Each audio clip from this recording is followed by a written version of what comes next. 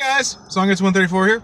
Average Joe Squad. Hey, welcome to another episode of Remember the Hyphen, the show where we look at comics, video games, and everything in between. And as always, we ask you, remember the hyphen. So this one we thought we'd do kind of an interesting little thing. We decided we would talk about what we think are very essential comic book stories. You know, things that I think are important reading if you are wanting to get into comics, or you're like, well, what story should I read? Because some people will tell you, like, there's so much it's hard to get into. Not entirely true.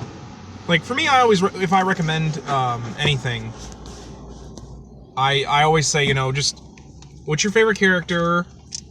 Look up Wikipedia, because Wikipedia always has a lot of good. There's a lot of recommendations out there on Tumblr. But here's some for us that we thought we would do. Now we only picked 5 because we figured this could be kind of a multi-part. I mean, we sat down and brainstormed. Yeah. We probably had about, I want to say 20 storylines. So we decided, we just do a couple an episode, give you kind of an idea of what we think you should read. So, why don't you start us off? All right. I'll see we're eating our lunch as we do this. Let me look at the list here. I guess we'll just go in order. Probably one of the big ones is X-Men Days of Future Past. Now, this one isn't really a big one because it's only technically 2 issues. If you find a trade of them, they usually incorporate a couple issues that are before and after it, just to kind of make it so you're not paying like $10 for like 2 issues. My favorite issue of that is Kitty fighting the Brood on Christmas Eve because she's Jewish, so no one else decided to stay with the 15-year-old girl at the X-Mansion. The X-Mansion that constantly comes under attack by evil mutants, aliens, and the like. Yeah. But, basically, for those who don't know, a short little summary, I guess. Days of Future Past happens because there's an alternate future where basically the Sentinels have taken over the entire country, and they've rounded up or killed basically all the mutants in the country.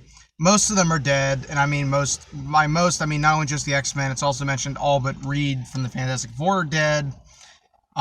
Spider-Man's dead, a couple other ones, but basically the Sentinels have basically put all the mutants in basically was a concentration camp. No. That's a direct quote from the comic, that's basically what it's called. But basically, the remaining X-Men have devised a plan to set off, because they all have to wear these collars that null their powers, and they basically make a little jammer that jams it so that they can use their powers. And Rachel Summers sends Kitty's mind back in time to her younger self's body in order to stop. It's because her mutant power makes it easier for her to time travel, right? Yeah, and basically what happens is they go back in time to stop the Senator from getting killed, which basically sets off this whole chain of events leading to Days of Future Past. I don't really want to say much more than that to avoid what little spoilers are out there for what's at this point a 30-year-old comic, but I consider that a pretty essential X-Men storyline. That's one of the ones you really always hear about when you hear about X-Men. And, I mean, with it being so short, it's a pretty easy one to grab and just kind of dive into. Like, for me, it's definitely, I think it's especially recommended because it's really, essential X-Men aside from the time travel stuff, just because it really hits home, a lot of the themes for the X-Men. The whole racism thing, the fact that, they try to show that there's a better way, but, sometimes that doesn't happen, and, the X-Men have to stop whoever's trying to abuse mutants or whatever. Yeah, so... I also argue it's also both a positive and a negative, is this is the first time the X-Men have time travel come up. Avoid the movie, by the way. The movie's not that great. And if there's any X-Men fans, you know what I mean when time travel stuff is brought up, what I'm talking about, probably. Age of Apocalypse. Yeah, no, I can't even really blame them for making a movie on that, just because it's such a, an important story and, one that everybody likes. Just like Dark Phoenix, so they just kind of mess with it. So, what's the next one we have? Mind if I take the next one? Yeah, go right ahead. So next one is a Spider-Man book. Arguably one that's not just important for Spider-Man, but for comics in general. The night that Gwen Stacy died. So basically, the Green Goblin has finally been driven over the edge as his son Harry Osborn has once again been doing drugs and has Drugs are bad. nearly overdosed. In doing so, he's decided he wants one more fight with Spider-Man and goes to his apartment to confront him, but instead of finding Peter, he finds Gwen Stacy. This leads... Peter and Gwen had been arguing again, and Gwen came over to, like, talk to him, and Peter's obviously not home. Yeah. This unfortunately leads to her being kidnapped by the Goblin and drugged to a bridge that would become infamous in the Spider-Man titles. And sometime during the scuffle, Gwen is dropped off the bridge, and Peter, trying to save her, snares her leg with a web line, effectively snapping her neck and killing her. This leads to Peter going over the edge to fight the Goblin in a fight that not only ends tragically for Gwen Stacy, but Norman as well. Yeah, because it basically leads to, it's probably one of the closest points where Peter's actually come close to physically killing somebody. Oh, yeah. I mean, because he even says in the comic, you know, he's like, you know, you've killed the woman I love, and now you're gonna die. Yeah. This comic isn't just important just for the plot, you know, the death of Gwen Stacy, but for comics in general, because up until that point, no superhero has ever failed as, like, as spectacularly as, no pun intended. Time to input this man's dissertation into it that I'm currently writing. It was something that a lot of people thought you really couldn't do at that point because of the comic book code authority and all the regulations that came from the comic book scare. So it was something that people like, wow, like when that came out, you know, it was approved. It has the stamp on it. Oh yeah. You know, writers pretty much all throughout the industry were like, we can do that? Yeah. And get away with it? For both good and for bad. Yeah. For me, it definitely sets a lot of ramifications up. As a lot of people consider this to be the death of the Silver Age, which I do as well. You know, Peter, and not only just that, but this has like this event will haunt Peter for the rest of his days. You know, cement trap. You know, it's one of the reasons why we have Spider-Man Blue. It's Sins Past. Clone Conspiracy. Clone Saga. The death of Kraven. In my opinion, it's also one of the beginning of the darkening of Spider-Man, which wasn't bad completely, but there are some problems with it. You know, but as a whole, it leads to MJ not being the carefree party girl. Oh yeah, anymore. no, this leads to MJ becoming a much more serious love interest for Peter. You know, to the point where they get married later on. And just overall, it definitely is a big change for Spider-Man as a whole. You know, because not only that, Spider-Man's actually wanted for her death for a very long time until the DA eventually clears him of that. Not to mention that Gwen's death is preceded by the death of Captain Stacy, whom Peter also kind of blames himself for. No, that was like a father figure for... I'm just spitting food out of my mouth. You know, he was the closest thing he had as a father other than Uncle Ben. Gwen blames Spider-Man for it. And to be fair, Peter himself blames him because he's the reason, like, because the fight with Doc Ock, and oftentimes, in fact, the death of George Stacy's oftentimes collected with Gwen's death. Like it's kind of like I have a hardback version because there's like a trade called Death of the Stacys. Yeah, I have the big bound hardback omnibuses and I have the one that is like that, where it's literally the cover is Peter holding Gwen's body. Yeah. In order for my dissertation to have those death issues readily, I can just pull them out. I ended up buying that, and that's what mine is. It has both. It's just called Death of the Stacys. It's hardback. Yeah. But yeah, so you know, it's not just a good story for Spider-Man, but it also has so many ramifications, not just for the character overall, but comics in general. I really recommend, like, if you're a Spider-Man fan, you need to pick it up. If you're a comic book fan, you should pick it up too. Because it's an important one. It also leads into Norman Osborn being dead for 20 years. Yeah, until, you know, the writers screw Spider-Man up so bad that only Norman Osborn can fix it. Which is... Do you really think it was a coincidence? Oh, God. Just go on to the next story, man. Gotta get the Raimi reference in. Every single time. I mean, we're called Remember the Hyphen, but come on. Since you've read this one a little more than I have, it's been a long time since I read this. I guess we'll just split the lead on this one. Another one that a lot of people consider to be an essential comic book storyline, not just because of what it is, Oh, excuse me. But also, like, what it did to the industry. We have the death of Superman. Oh, can I do my bit? I have a bit for this. Yeah, go right ahead. Okay, so it's the 90s. The early 90s. And Age of Apocalypse. And Superman has not been doing very well. So, imagine you're all the DC Superman writers, and you're sitting in your retreat, you know, and you're just writing down stuff on a chalkboard that you want to do with the character. That's great. It's crap. Not only that, Crap. but there's a TV show going on that is kind of loved, kind of not. Lois and Clark, The New Adventures of Superman. In fact, in a way, it's doing so well that the editors at DC are like, yeah, you know what? Just start taking stuff from this show because everybody likes it and we need to make money. So, all right, imagine this: you're an angry comic book writer. You have to write around Lois and Clark, The New Adventures of Superman. Why don't we just kill him? Yeah, and like what? Just kill him? Like what villain would we even get for that? I don't know. Just have a monster from space come out of nowhere and kill him. Are you out of your mind? Yeah, I am out of my mind. You know why? Because we're being forced to write around this stupid TV show. Yeah, you know what? Yeah, screw Superman. Or kill him. Or kill him. You know, they get so far up they go to the head editor of DC. Hey, we're killing Superman. Are you out of your mind? Yeah, I must be because we're doing Lois and Superman stuff. So let's just kill Superman. Like how? A giant monster's just gonna kill him. Are you insane? Yes. All right, print it. All right, you approved it. We're gonna do it. We approved it. Oh crap!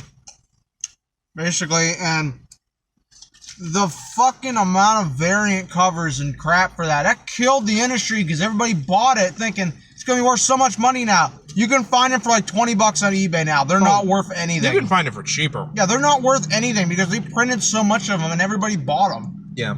So if you couldn't get the idea of what the story's about, basically, a monster that had been on Earth for a long time is awoken, and it calls itself Doomsday. Well, it eventually calls itself Doomsday.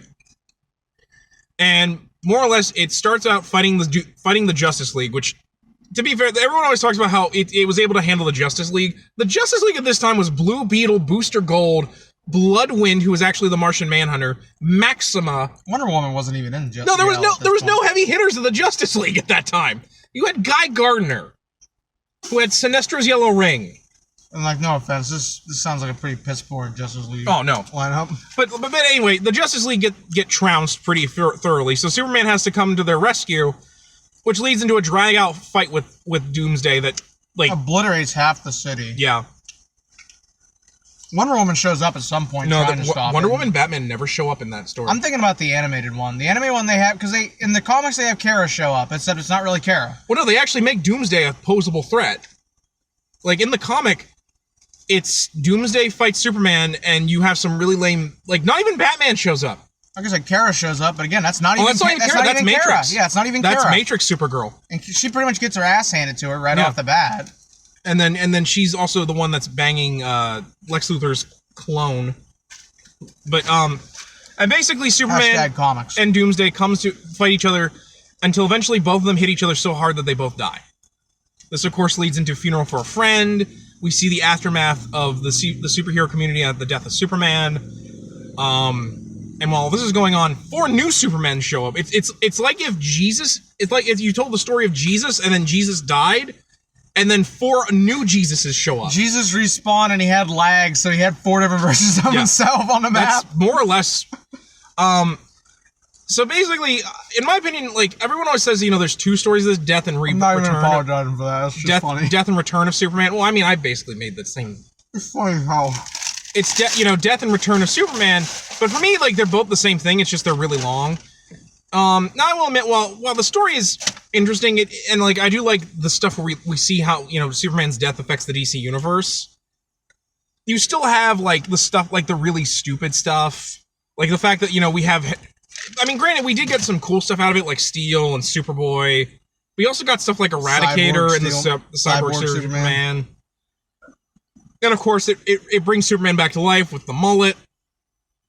But it's just, my biggest thing is just the ramifications that had on the industry was that it started the whole variant cover and collectible. Oh yeah. What a lot of people don't realize, and this happens even to this day, if something is made to be collectible, it's not worth anything. It's stuff that's like promos or store-only stuff like that. That stuff's worth money because that's not meant to be collectible. Well, and the other thing is at the time, Action Comics was worth $1 million if you had an original. But here's the thing about Action number 1? Yeah. But here's the thing about Action number 1. It was printed on really lousy material, so there's not a lot of them left. I think didn't Action Comics still holds the record for highest amount of money paid for a copy, right? Didn't it sell at an auction for over $1 million bucks? Yeah. Because again, it has to be there wasn't a lot of them around. I sidetrack on this because I actually encountered this thing by dissertation research. There actually is one Action comic that is supposedly, it's never been graded and it's never been seen. Like the guy that owns it, he doesn't take pictures about it, he doesn't show it off. Apparently it's a 9.0. Wow. And there's no pictures of it that exist. Which is I've encountered that on a forum. I think it's called Golden Age Comics or something, and they were talking about it. Well, the thing is, this guy has it. It's verified he has it. Okay. He just doesn't show it off. Well, I wouldn't, because that thing's that's like bricks of gold right there. But yeah, he's never gotten it graded, which to me is just like. Yeah, I don't know. If I had that lying around, it would damn well be graded and it'd be slabbed.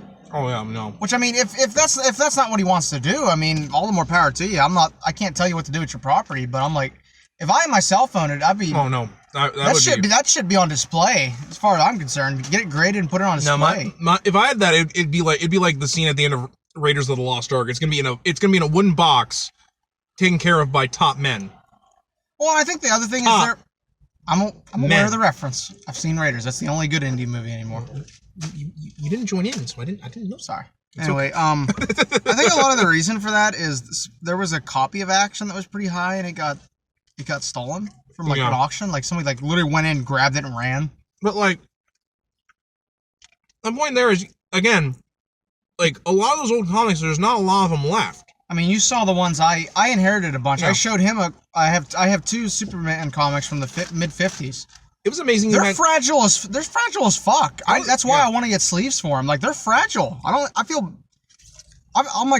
careful even touching them. I felt bad because I sneezed while you were showing them to me, and I was afraid one of them was going to disintegrate when I did it. Yeah, I mean that. People joke about that. That's a real thing. Is that paper is so flimsy and paper disintegrates like that. Yeah, it's why you don't see a lot of books that were the cheaper end stuff from the turn of the century. There's a reason you don't see a lot of them around is because they disintegrate. They're old. They're not meant to last forever. Paperback was always meant to be a disposable thing. Yeah, thing. If you wanted something really good, you got a hardback version of it. But so in general, Death and Return of Superman is important. Just not really for Superman. I mean, it's important a little bit for Superman because it gave us new characters. But as a whole, it's more important just to see why the 90s were the way they were, essentially. Because, Death of Superman is one of arguably the beginning points of the dark age of comics. So, it's a fun thing to talk about. But, like I said, Doomsday literally had no character. We didn't get anything for Doomsday until Superman Hunter Prey. His whole premise of existence was literally just to kill Superman. That's it. That's like how Bane was created just to break Batman's back. This gives you power over me. Actually, was that one on our list, or were we doing that next time? That's not on the list. I'll add. That's for next time. That's for the next episode. That's for next time. So just comment, subscribe, and stay tuned. Well, actually, I think it is because we lumped Nightfall into No Man's Land as being the same thing. But was that one we were going to talk about? This one? No. The next one is another Batman story. It's called And as the joke we came up with when we were sitting okay, let's do this for the first episode, let's do this, let's do that. I even remarked to him, I'm like, we're going to have to call this the death episode. There's a lot of death in this episode. So we should have put Dark Phoenix in here. That way we could deal with Jean dying. So, for those of you who aren't familiar with Jason Todd. Pre-Red Hood. Jason Todd was a street thug. Son of a criminal, I think, who worked for... I want to say Two-Face, but that might be me remembering the animated series. But basically, he was a street urchin, and one day he came across the Batmobile, and he tried to steal the tires off it, which impressed and both humored Batman so much that he was like, you know what? You're gonna be my new Robin. I've been kind of mopey without Dick, so you're going to be my new Robin. And while not a bad character, he definitely was too willing to disobey Batman's orders. Like, he would occasionally beat thugs a little bit too hard when they needed the information. He would disobey orders when he thought it would be important, and more or less, he was kind of the black sheep of the Robins. At least until Damian Wayne, but I digress. Basically, the story of Death in the Family was DC's way of trying to get rid of him because they felt like they couldn't really do much with him.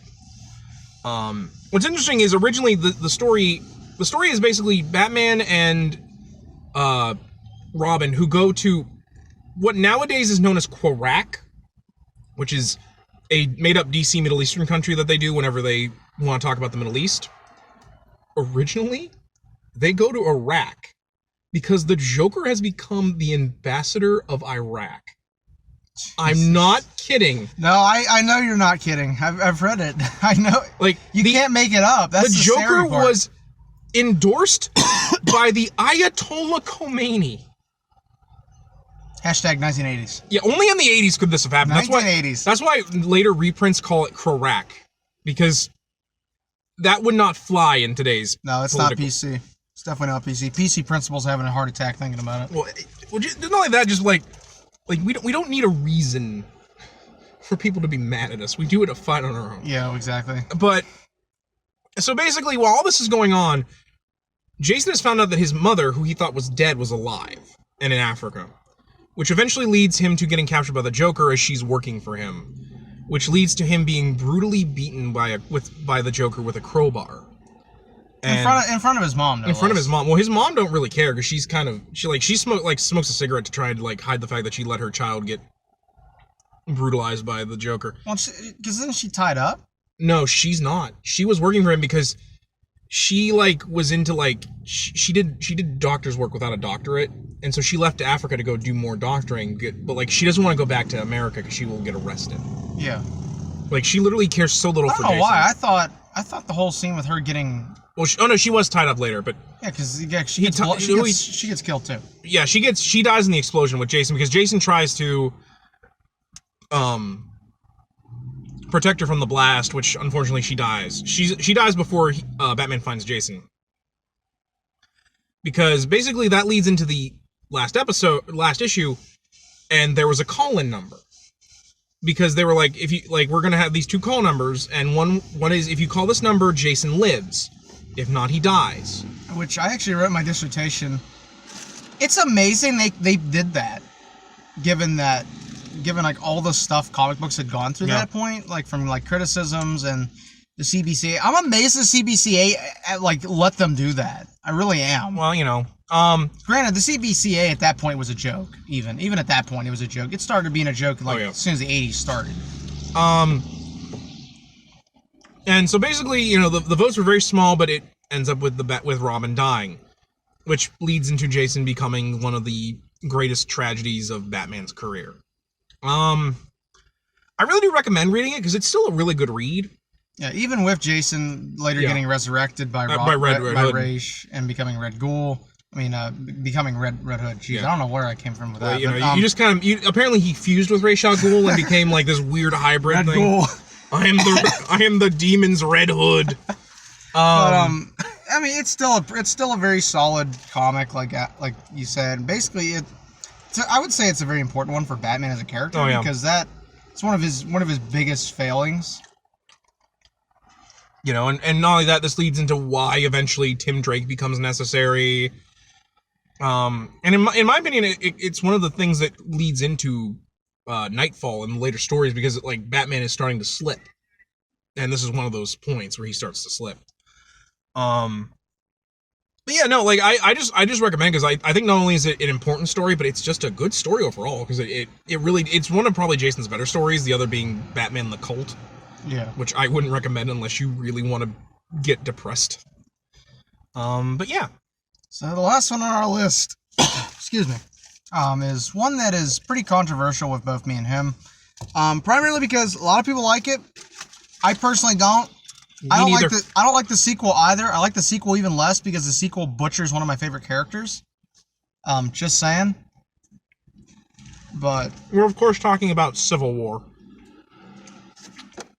Which it's like the general premise of it wasn't a bad idea with having a big event. Yeah. It's just that I feel like it has the same problem Clone Saga had. It carried on way too long. Yeah.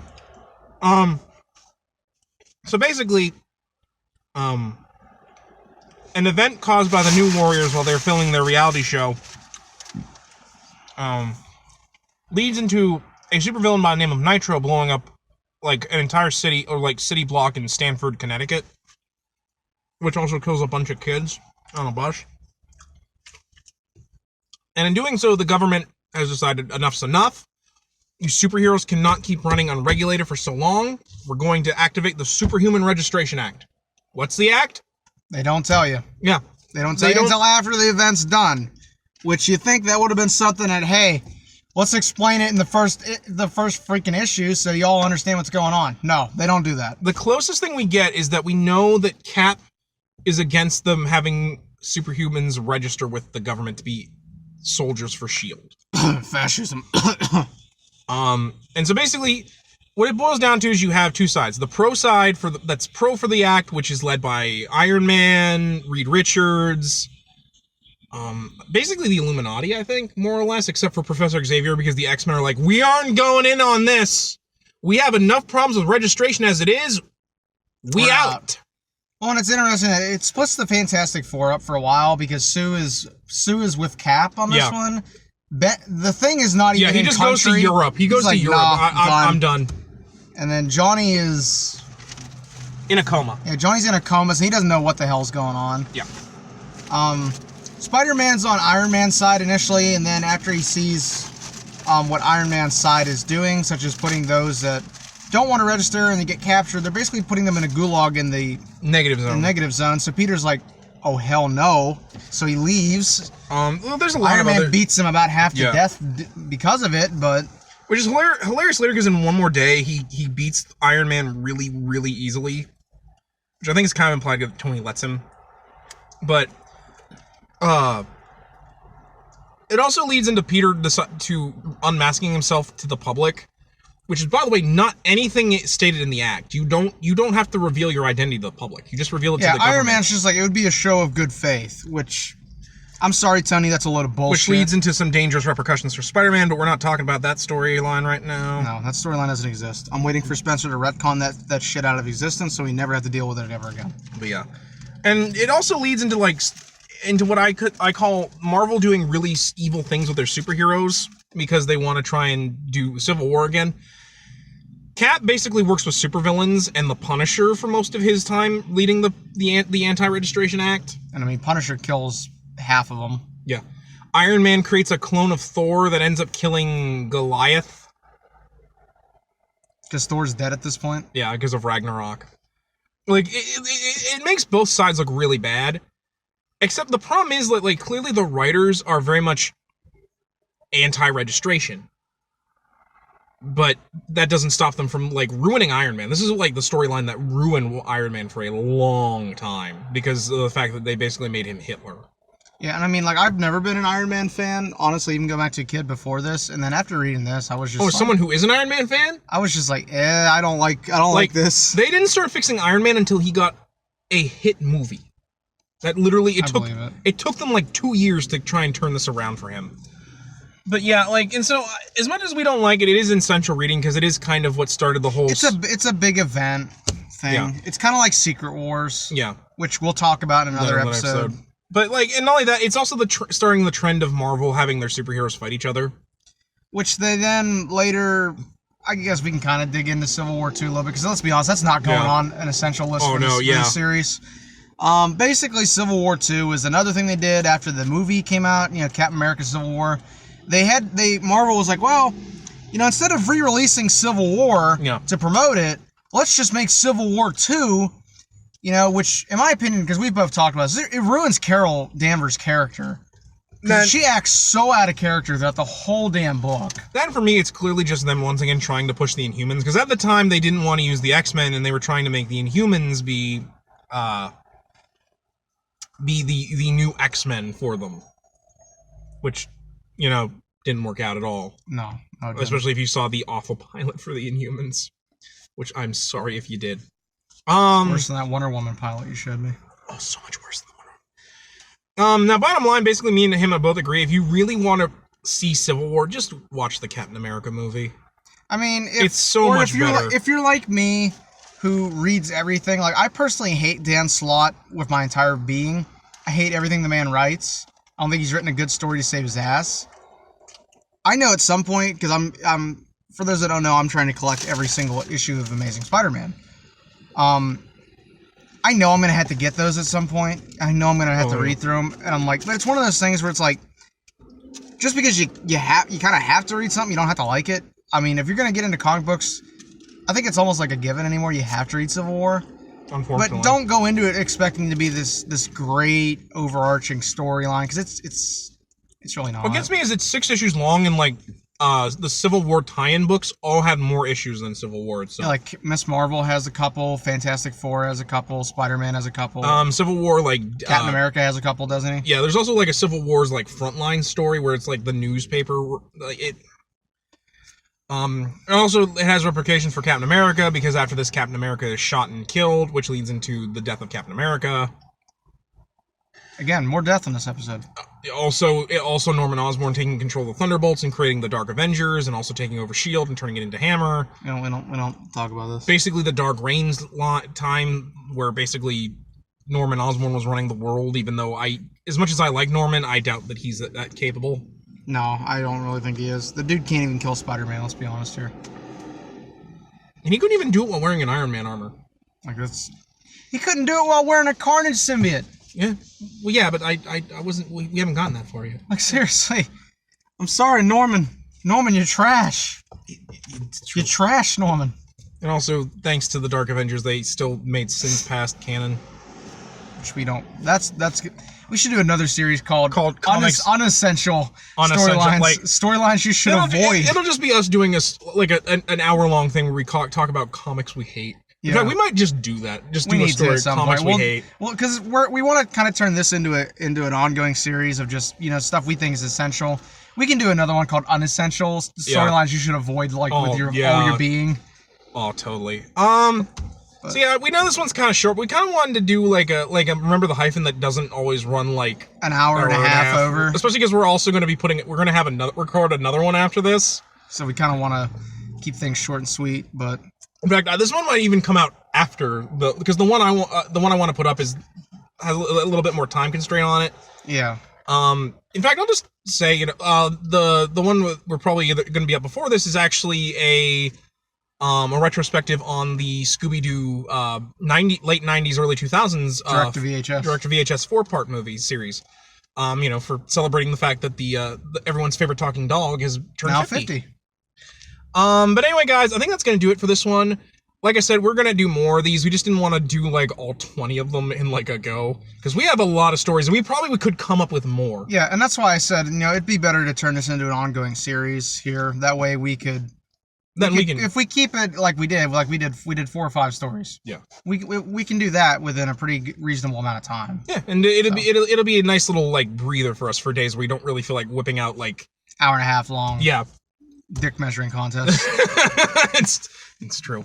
So anyway, guys, that's gonna do it for this episode. I'm Zongetsu134. Average Joe Squad. And as always, remember the hyphen. Until then, take care.